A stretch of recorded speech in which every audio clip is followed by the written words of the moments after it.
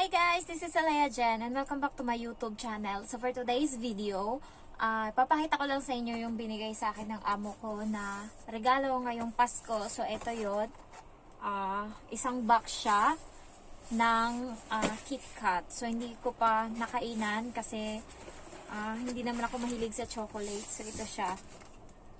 Ayan, so meron siyang 1, 2, 3, 6, 9, 12, 15, 18 peraso. Ayan, so kaya niya pala ako binilhan. Wala naman to talaga sa plano niya na bibilhan niya ako. Kaso nga, nung nakaraan, nag-ano siya sa akin, nag-open siya, pinakita niya yung regalo niya dun sa pamangkin niya na notebook. Sabi ko, tapos nakita niya nalungkot ako. Sabi niya, bakit? Sabi ko, yung alaga ko kasi, si Emma kasi, sabi ko, tinago ko yung ibibigay ko sa kanya na regalo doon sa kwarto. Tapos pumasok siya doon kasi kumuha siya ng bandage. Nakita niya, sabi niya, ano yan? Ano yan? Sabi niya ganun, kanino to? Tapos ayun, sabi ko hindi na tuloy surprise kasi nga nakita niya na, sabi niya, bakit sinabi mo bang sa kanya yun? Sabi ko hindi. Sabi ko hindi yan sa'yo, hindi yan sa'yo. Sabi ko ganun, tapos tumawa yung amo ko. Sabi ko, ano ba yan? Nakita niya na.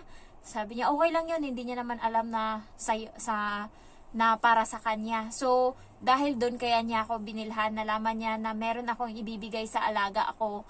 And ganyan siya guys, ayaw niya magkaroon ng utang na loob. Nalaman ko yan nung nakaraan, kaya sa susunod hindi na ako magbibigay.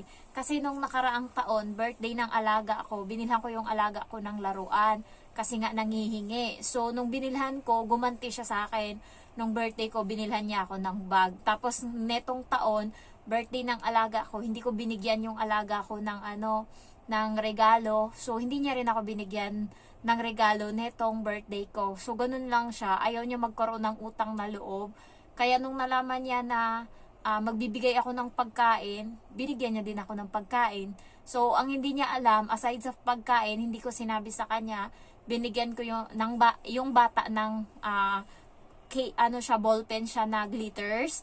Ilang set siya, hindi siya ballpen na yung parang sign pin, 8 pieces nun, and then papel na sinusulat-sulatan ng bata, and then laruan na mangga na na napaka soft sa Miniso ko yun nakita, and gustong gusto yun ng alaga ko, kaya binili ko sa kanya. So yun yung hindi niya nalaman, kaya yun binalot ko and then binigay ko. Hindi ko lang alam anong reaksyon nila kasi kahapon ko binigay and umalis ako kahapon. Nagpunta akong Central kasi nga bumili ako ng boots and I was disappointed kasi ang mahal pa naman niya. Pinost siya sa online ng babae, yung mga alam mo yung mga Pinay na nagpo-post online sa carousel ng Hong Kong, ganyan-ganyan. So, nag-post siya doon ng boots. So, gusto ko kasi may brand, Tory Burch. So, nung sinabi niyang 250, hindi na nga siya nagpatawad Hindi na siya, sabi ko baka makahinging discount, ayaw. Tapos, nung nakita ko ngayon may sira doon sa baba. So, sayang yung 250. Ang dami doon na mura lang, 80 lang, 50 lang, 90 lang. So, nanginayang ako. Maghanap na naman uli ako kasi nga, I was disappointed. Baka pagpunta ko kasi ng Disneyland tapos biglang masira yan, ay nako. Tapos ang sakit niya pa sa paa. Kaya disappointed ako. Ang mahal pa naman, 250. Gahanap na naman uli ako doon ng mura-mura. Nung nakaraang taon, nakakuha ako 50 Hong Kong dollar lang. Napunta ko pa yun ng Macau. Na-aura ko na dito sa Hong Kong ng ilang beses. Nakapag Macau pa yung boots ko na yun. 50 lang yun. Pero ngayon ang mahal niya. Tas hindi siya, alam mo yung hindi ako satisfied. Ang tigas-tigas pa niya, hindi nakakatuwa. Tapos ang mahal, sana lang yung nagbenta, matuwa siya doon kasi nga, cash kong binigay ang tino-tino ng pagkakaano ko, tapos ang pangit pala ng benebenta niya. So, ayun lang guys.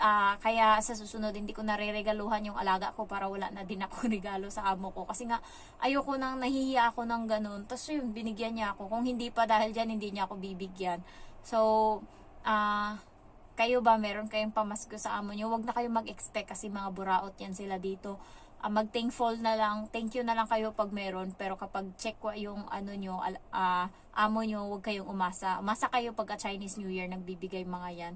Sa akin, sa Chinese New Year yan sila magbibigay ng pera. Pero sa Pasko wala ka talagang asahan. Buti nga binigyan pa ako niyan Kung hindi lang na binigyan ko yung bata na laman niya, hindi pa ako bibigyan. Tapos, sabi ng alaga ko, kaya expect ko na talaga na meron ako niyan, sabi ng alaga ko, may regalo kami sa'yo. Sabi niya, ano yun eh, wafer yun eh, na may chocolate. Sabi niya ganun. Binulong niya sa akin. So, alam na ng amo ko na alam ko na meron kasi nga sinabi na ng bata. So, pagbalik niya, ayan, inabot nila sa akin, Jen, for you, sabi nilang ganun. Tapos natuwa ako, pero deep inside na, so, thankful, ayan. So, thank you guys for watching, and ayun lang, may video ako dito na in-unbox ko yung regalo nila sa akin nung pagkatanggap ko. Pero hindi ko sinira yung wrapper niya kasi nga, gagamitin ko pa yon pang balot doon sa regalo ng bata, and binigyan ko nga yung bata ng regalo. So, hindi ko alam anong reaction niya. Siguro naman natuwa siya doon kasi surprise yon. So, thank you for watching and I love you all. Bye-bye!